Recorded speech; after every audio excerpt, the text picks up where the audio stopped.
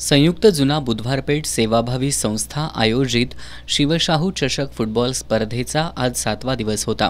आज दुपारच्या सत्रात सम्राटनगर स्पोर्ट्स विरुद्ध शिवाजी तरुण मंडळ असा सामना झाला।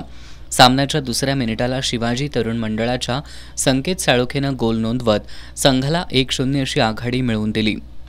त्यानंतर संदेश कासारनं 39व्या मिनिटाला मैदानी गोल करत या आघाडीत भर घातली।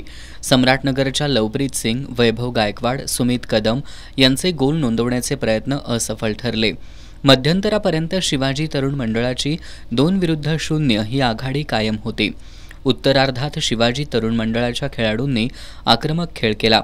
त्यांच्या करण चव्हाण बंद्रे यानं 43व्या, त्यापाठोपाठ संकेत साळोखेनं 46व्या, पुन्हा करण चव्हाण बंद्रे यानं 49व्या आणि संकेत साळोखेनं 57व्या मिनिटाला गोल नोंदवत शिवाजी तरुण मंडळाला 6-0 अशी भक्कम आघाडी मिळवून दिली। सम्राटनगर स्पोर्ट्सचा देवेश सुतार यानं 71व्या मिनिटाला एकमेव गोल नोंदवला। सामन्याच्या 81व्या मिनिटाला शिवाजीच्या ऋतुराज सूर्यवंशीनं गोल नोंदवत संघाची आघाडी अधिक भक्कम केली।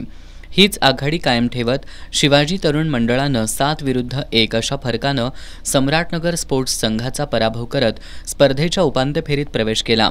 शिवाजी तरुण मंडळाचा संकेत साळोखे सामनावीराचा मानकरी ठरला, तर सम्राटनगर स्पोर्ट्सचा देवेश सुतार लढवय्या खेळाडू ठरला। या स्पर्धेत उद्या दुपारी 4 वाजता खंडोबा तालीम मंडळ विरुद्ध वेताळमाळ तालीम मंडळ अशी लढत होणार आहे।